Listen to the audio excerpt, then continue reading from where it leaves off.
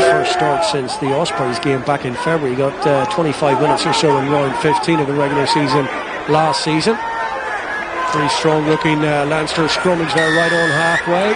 Throw blast from the Italian official indicates the opening penalty of the night after a little over 90 seconds, and you can hear what it means to that Leinster pack. I think Ross Moriarty, the Welsh back rower, would do well to have got away from the base much quicker than that. He thought more of his front row. A great start from Michael Bent, isn't it? Thank you. Kick downfield won't quite fine touch. Keenan now, he's got a little bit of space to use those feet. Up toward halfway. Quick ball for Gibson Park, and now Sexton. Ringrose to O'Brien.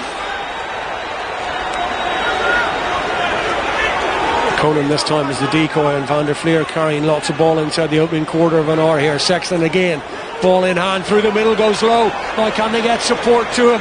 James Lowe up towards the 22. He might not need a huge amount of support. Leinster recycled quickly. Gibson Park now, numbers out to that far right hand side for Leinster. Ringrose. Dragons scurrying back to try and reorganise their defensive set. Gibson Park, it's all about the pace of recycle here from Leinster. That's Rhys Ruddock on the carry now. Gibson Park, Sexton barking out the orders. Here it comes from Keenan. Will they choose to go back the other way? They do. That's a really good solid hit, but somehow Leinster managed to get the ball away, and now surely there's space on the outside if they can put it through the hands. Really good tackle, denying Rhys Ruddock from doing that. If he could have got his offload away, it's still there though. There's a high tackle in there. Shot to nothing here. They won't need the advantage because Gary Ringrose goes in for the first try of the new season for Leinster. So we're going to look at this high tackle on Tommy O'Brien. It's Jamie Roberts, isn't it? Yeah, but he indicated his arm initially. I don't know why he's see it again. Like he's right there. You can see him. He's right there. He puts his arm up. Mitigated down from a red by the fact that Tommy O'Brien just lowered his. So he's a high tackle. His height. Right contact to the neck. He's diving. He's on the elbow. Okay.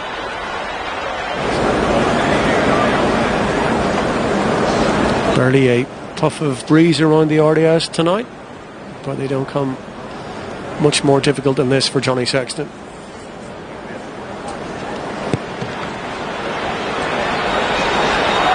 No, he struck it really well.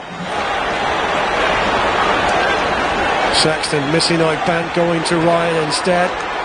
Fardy with the clear out, providing quick ball for Gibson Park, and then they go a little bit deeper. That was really promising. That might have been another high tackle. Penalty coming here should they require it for Leinster, giving them multiple options. One maybe crossfield kick, but they go through the hands. Ringrose, Van der Fleer, two on the outside, missing out low, goes instead to O'Brien. Who's back, please? Who's back? Well, Leinster need a scrum half. It's breathless stuff. They find one. The unlikely source is Ed Byrne. That's a good carry from Michael Bent. Sexton. 22 phases. This looks pretty ominous for the Dragons. Leinster seeking and searching for a second try. Larmer, he still might get there, you know.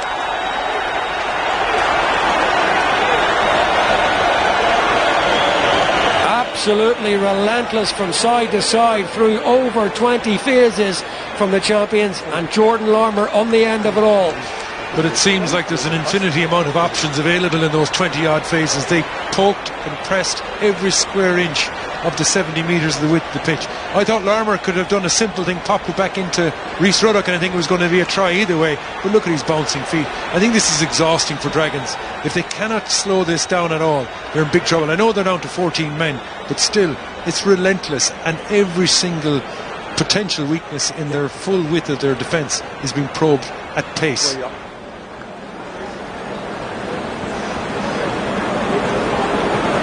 I think Sexton's going off. Ross Byrne is stripped and ready to come in.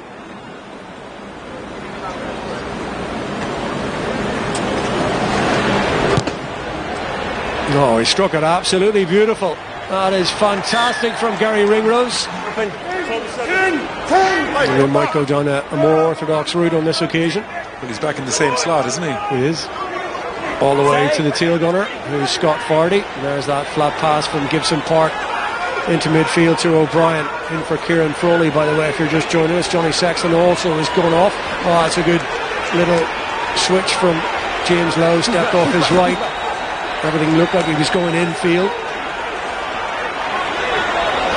But there's no coincidence Rhys Ruddock was out on the tramp tracks. He peeled away off that line out and immediately sprinted in that place. It was a preordained move, ultimately coming back into his hands again. James Ryan into heavy traffic again. And so too is Ross Byrne. And now they go to the other Byrne, Ed Byrne.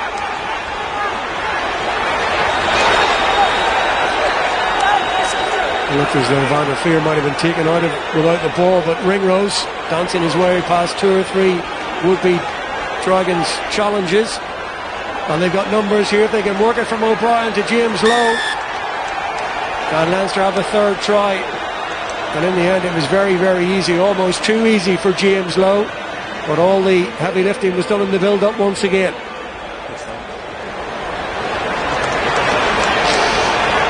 Again, Dragons aren't able to land a hit, really, aren't they? Even when they're stopping the player, they're stopping him, but on the Leinster's terms, and each time the recycle is pretty quick, and there's a load of reshaping and the attack coming out, and just Dragons run out of numbers, don't they?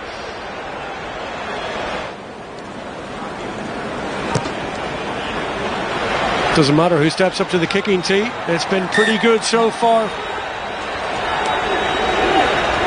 Can they get cleaner line-out ball this time? They do, with Fardy at the tail from Curlin's delivery. Advantage being pointed out. And now they go again with the advantage. Options here. All the way out to Lowe.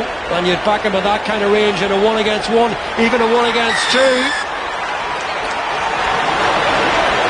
James Lowe gets in for his second try of the night. Leinster's fourth, and they are in bonus point territory 15 minutes after the restart at the RDS. What a right-hand pass from Gary Ringrose, though. Very flat defence. He ran out of attacking numbers, but he'd one star outside him. And look at this for a monster. Prime open to attack of an intercept, but he had the confidence to make his man. He knew if he just gets it into the basket that there's a certain try. Still. No, it's brilliant. Well, the first challenger managed to take a boot off him, but he still got as far as the line.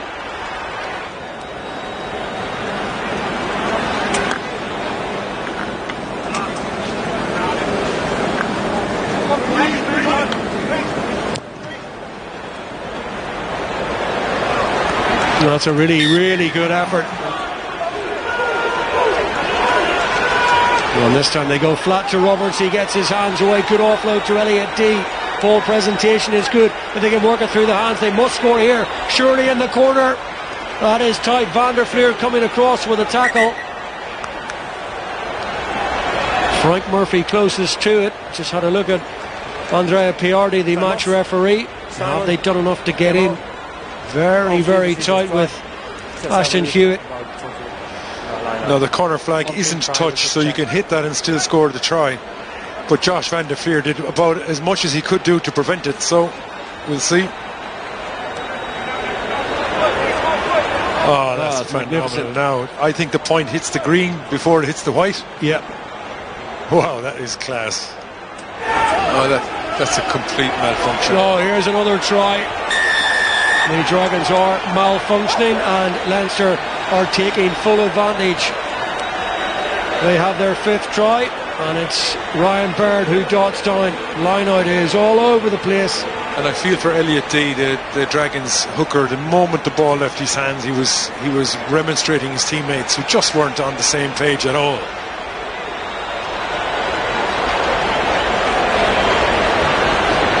A sheer delight for Ryan Baird.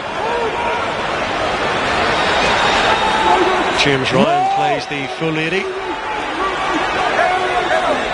would lead you to believe you may not see him next week in Leinster colours, although Leo Cullen did say he will pick a strong team next week as well.